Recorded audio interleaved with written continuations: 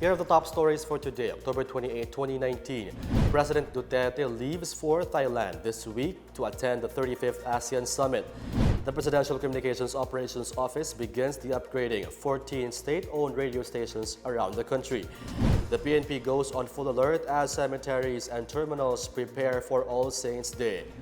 And tribal communities lead the demolition of Salugpungan schools following their closure over their involvement with the CPP and PA.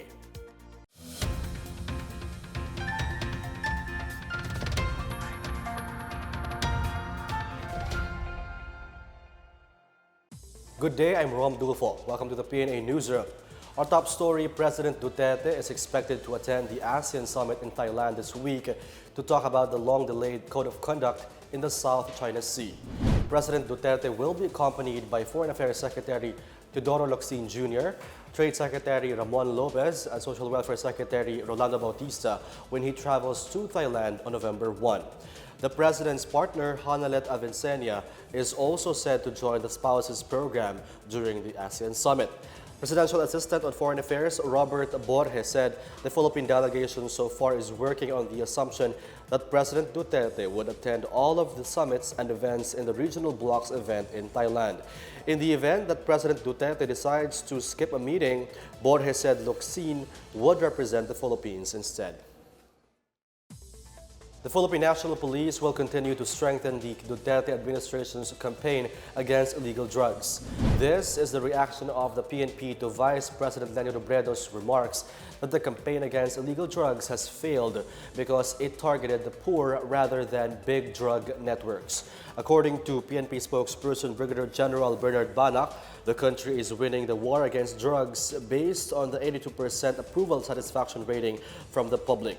Banak cited the SWS surveys for the past 3 years, which shows that a huge majority of Filipinos support the measure. Meanwhile, Interior Secretary Eduardo Año said that the war on drugs must continue without let-up, but with the rule of law keenly observed. TESDA and the DDB earlier signed a partnership that will provide skills training to at least 500 drug surrenderers. The intervention and development project called Tahanang Pangkabuhayan would serve as an intervention and work therapy to beneficiaries while undergoing treatment. It also aims to help drug surrenderers to reintegrate in the society and lift their economic status. Like other TESDA graduates, beneficiaries of Tahanang Pangkabuhayan will also receive a national certificate once they complete the course. DDB, for its part, would provide the funding and resources for the training, as well as to conduct advocacy and capability programs in coordination with concerned local government units. The Philippine National Police is on full alert status effective Monday to secure the country's commemoration of the All Saints and All Souls Day. Under full alert status, all leaves by PNP personnel are cancelled to guarantee 100% presence of personnel to perform police functions. PNP Officer in Charge, Lieutenant General Archie Gamboa, said over 35,000 police personnel from the police regional offices and national support units would perform security and public safety duties this weekend when an estimated 15 million Filipinos are expected to troop to public cemeteries and memorial parks around the country. He said more than 99,000 force multipliers from local government units, civic action groups, civilian volunteer organizations, and monitoring clubs would be mobilized to provide road assistance and public safety services. Meanwhile, aggressive anti-illegal drugs operations would continue, particularly against possible pot sessions and drug trafficking activities in public cemeteries and memorial parks. The Light Rail Manila Corporation has announced it will extend the operating hours of the Light Rail Transit Line 1 or LRT1 to accommodate the expected increase in the number of commuters. More on this and other news around the metro from Janice Cave. The LRT1 operating hours will be extended to accommodate the expected increase in the number of commuters in Metro Manila during the Christmas holiday season. Starting October 25 until December 31, the last northbound train would depart from LRT1 Baclaran Station at 10 p.m. instead of 9:30 p.m. during weekdays. The last southbound trip will leave from Roosevelt Station at 10:15 p.m. from the present 9:45 p.m. departure. LRT1 operating hours during weekends stay at 9:30 p.m. from Baclaran and 9:45 p.m. from Roosevelt. Both northbound and southbound trips will still depart at 4:30 a.m. on weekdays, weekends, and holidays. In other news, the Department of Foreign Affairs on Saturday confirmed that Father Marvin Mejia of the Catholic Bishops' Conference of the Philippines was among those injured in the recent bus accident in Mount Sinai. Father Mejia is one of the 23 Filipinos, plus some Phil-Am tourists who were in a Holy Land tour. The bus accident occurred near St. Catherine's Monastery in the Sinai on their way to the border crossing into Israel. The extent of the injuries suffered by the victims ranged from bruises to broken bones, and most of them have been discharged from the hospital in Sharm el-Sheikh. Meanwhile, the Department of Labor and Employment on Saturday announced the expansion of the coverage of the government internship program to encourage qualified individuals to pursue a career in government service. To qualify, applicants must have no work experience or with intermittent work experience, laid off or terminated due to closure of establishments, or displaced due to natural or man-made disasters. The program may also be extended to victims of armed conflict, rebel returnees, persons with disability, and indigenous peoples. For the PNA Newsroom, I'm Janice Cave.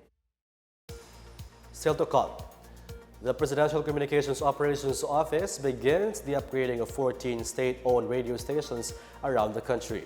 Over 400 students in Butuan City complete their training at the PNP Junior Police Boot Camp. These and more when we return.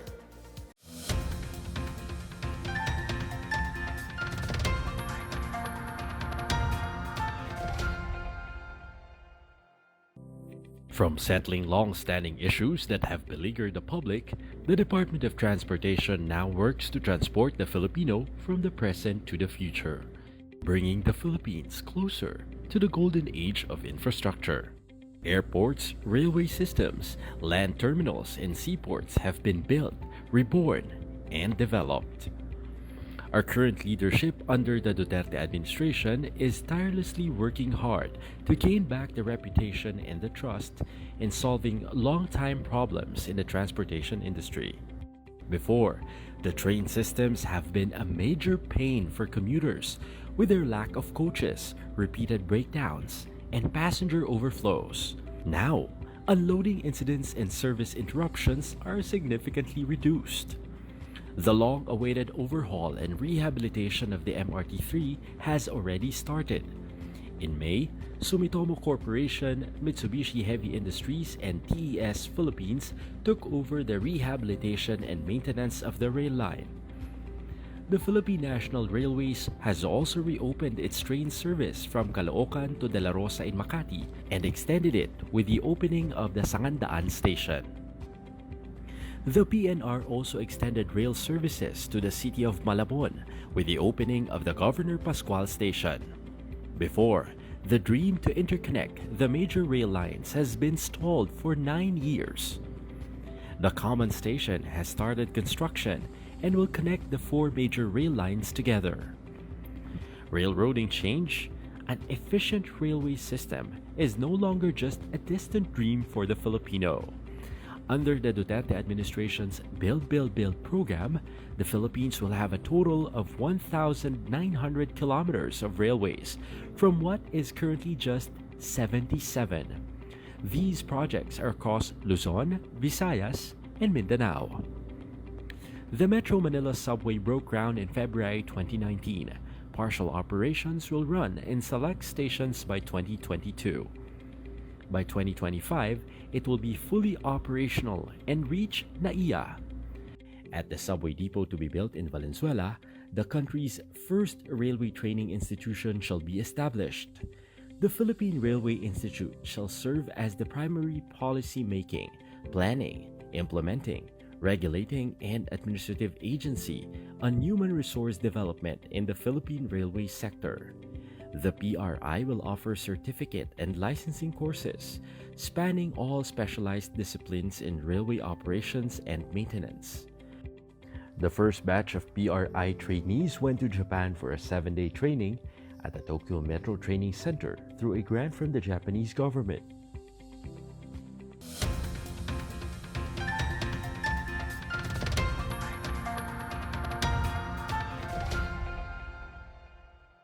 The Presidential Communications Operations Office, or PCOO, will soon begin the rehabilitation of at least 14 state-run radio stations nationwide.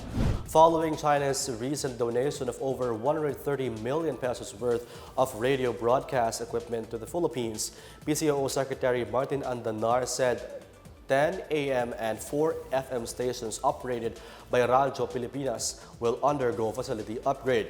The first station that will be rehabilitated is RP Butuan, as earlier promised by Andanar. Apart from Butuan, other stations that will be part of the radio rehabilitation program are those from Cagayan de Oro City, Davao, Cebu, Tawi-Tawi, and Batanes. Andanar notes the equipment turned over by Chinese ambassador to the Philippines, Zhao Zhenhua, will be installed in 10 AM stations, while the other radio broadcast tools donated by China will be set up in 4 FM stations. Meantime, Andanar and Chinese Vice Minister Wang Shouwen signed and exchanged certificates on the Philippine radio equipment project on Thursday in Intramuros, Manila. The new equipment, worth more than 130 million pesos from China, include live broadcast room equipment, FM broadcast transmitter equipment, and medium-wave transmitter equipment. On Friday, Andanar said China's donation of radio broadcast equipment will be a huge boost to state-owned regional stations. President Rodrigo Duterte is offering to transfer his powers over law enforcement to Vice President Leni Robredo for 6 months. The president on Monday challenged Robredo to take over his function and show what she could do. The president made the statement after Robredo criticized anew the administration's campaign against illegal drugs. Under the Constitution, only the president has control and supervision over the police and military. The latest assessment by the Philippine monetary officials shows better growth figures for the domestic economy in the second half of 2019, with an expansion to as much as 6.5% in the last quarter.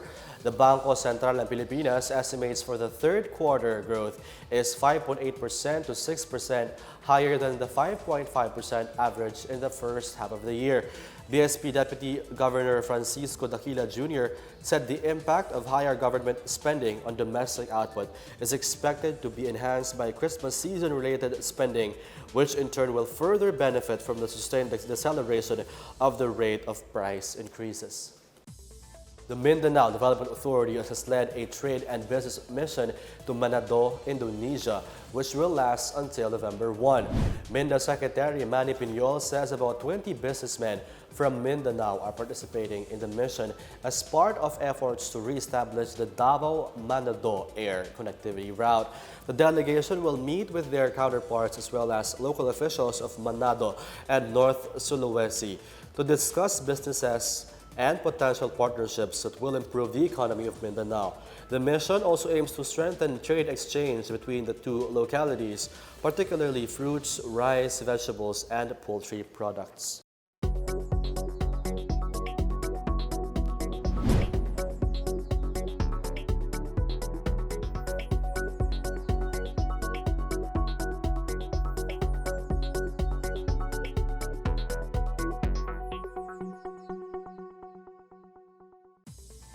Over 400 junior and senior high school students in Butuan City completed a 3-day junior police boot camp last Friday.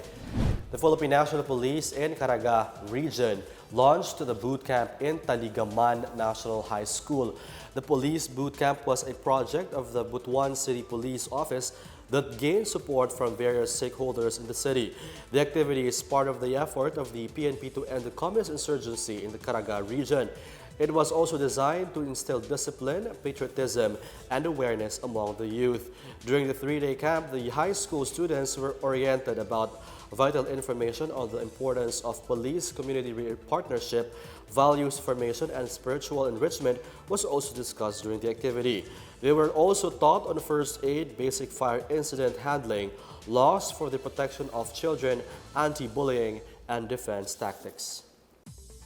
3 hospitals in Caraga region have received upgrades through donations from the Philippine Army and the private sector. More on this and other news from the provinces from Ruth Abby Gita Carlos. The 3rd Special Forces Battalion of the Army and the Soler Resorts and Casino recently joined their resources to upgrade the facilities of 3 hospitals in the Caraga region. The partnership has facilitated the donation of bed sheets, towels, pillowcases, and bathroom mats to Lianga District Hospital and Marihatag District Hospital in Surigao del Sur and Bayugan City Community Hospital in Agusan del Sur. The donation was designed to increase the quality of healthcare services of these hospitals. In Palawan, suspected members of the New People's Army reportedly attacked several equipment in Sitio Malanap Interior, Barangay Punang at Española Town. Police on Sunday said 9 armed men blocked and burned down a passing dump truck and a yellow grader used for road maintenance work. Authorities have launched a manhunt operation for the assailants. In Davao City, the Philippine Drug Enforcement Agency held a surprise random drug test at the Davao City Overland Transport Terminal. About 150 bus drivers and conductors underwent the drug test. Taxi drivers at the Davao International Airport were also made to undergo surprise drug tests. The activity is part of Oplan Harabas, which was launched to ensure safety of drivers and commuters during the exodus of travelers on All Saints' Day. For the PNA Newsroom, I'm Ruth Abby Gita Carlos. Up next, tribal communities lead the demolition of Salugpungan schools following their closure over their involvement with the CPP-NPA. And the government-owned Mambukal Resort launches its River Dining Day Tour. We'll be back after a few reminders.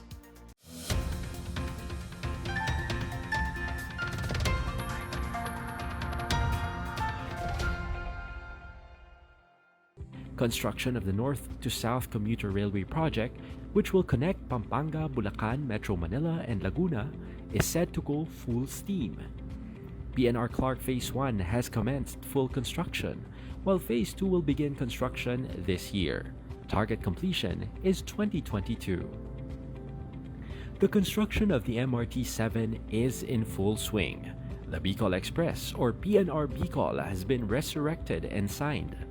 The LRT-1 Cavite Extension project started actual construction in May.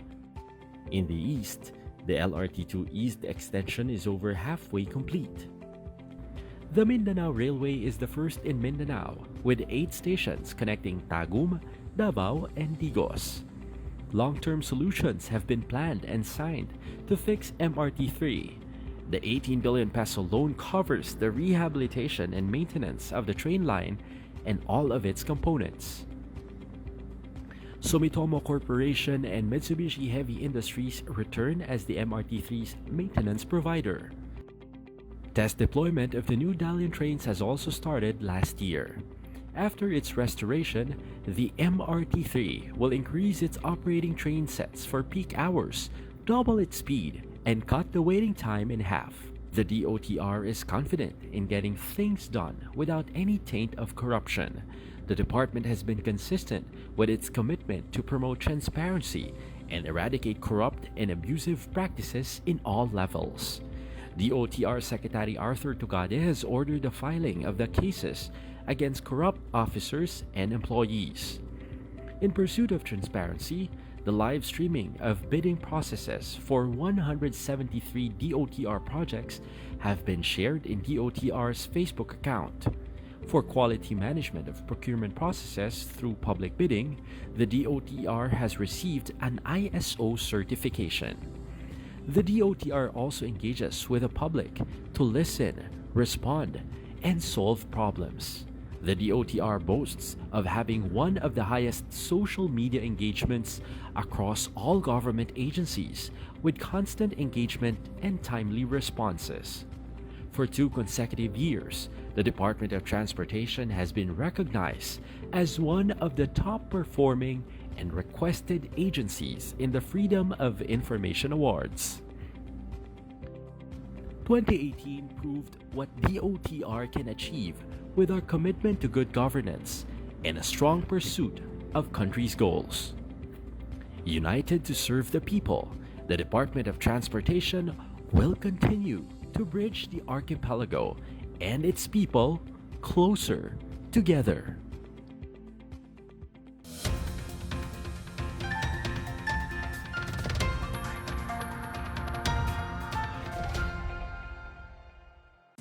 indigenous peoples have led the demolition of Salugpungan schools that they once helped build following the closure of these facilities.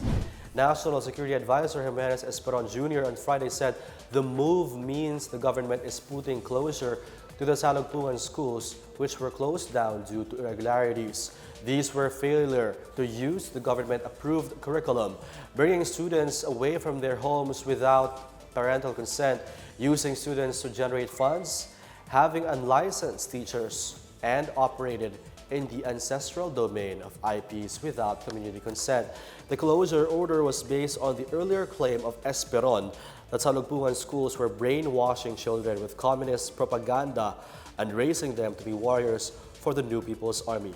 DepEd Region 11 halted the operations of 55 Salugpungan learning centers in an order issued last September.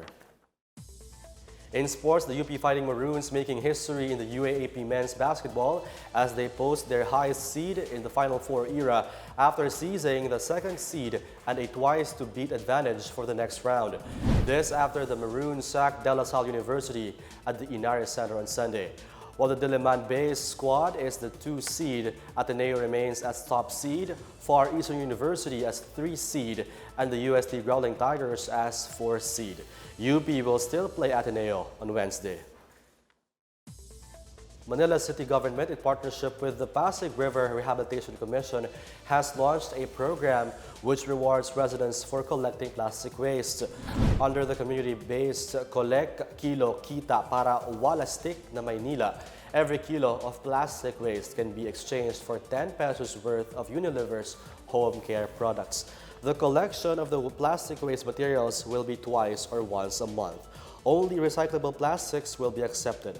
All collected plastic waste from Unilever Philippines will be transferred to Cemex and Republic Cement for an alternative waste management solution in which plastic wastes are converted into fuels. The program was piloted at 36 barangays of Tondo and Punta Santa Ana, including Estero communities. In our foreign news, the leader of the terror group ISIS has been reported killed in a U.S. military operation in Syria. Sources from the Pentagon and the Army initially reported that the U.S. military conducted a special operation and raid against Daesh leader Abu Bakr al-Baghdadi in Syria's northwestern Idlib province. President Donald Trump addressed the United States Sunday morning from the White House to declare the death of Abu Bakr al-Baghdadi. The president said a U.S. Special Operations Forces mission went after the ISIS leader and there were no U.S. deaths during the operation. Several ISIS fighters and companions of Baghdadi were killed, including 2 women wearing suicide vests and 3 children.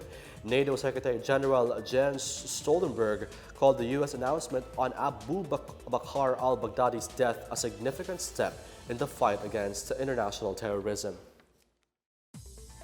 Tourists in Negros Occidental can now tour Mambucal River over lunch as the local government launches a day tour featuring a Filipino buffet served while going down the river.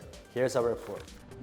The provincial government-run Mambucal Resort in Murcia, Negros Occidental is offering a day tour package dubbed Kaon Ta sa Suba every weekend. Governor Eugenio Jose Lacson on Friday led the formal opening of the resort's newest attraction with manager Ellen Halandoni. The tour package, available on Saturdays and Sundays, cost 499 pesos. It includes entrance to the resort, swimming pools, dipping pool, and a hearty Filipino buffet lunch by the river. Initially, a total of 20 tables are available to accommodate between 80 to 120 people. Halandoni said the Kaon Ta sa Suba is part of the continuing developments in the mountain resort. Halandoni said they have put a Negrense twist to the Filipino cuisine, being served with dishes made with sugar cane, such as sugarcane juice and bacolod chicken in a sal marinated with sugarcane. For the PNA Newsroom, I am William Theo.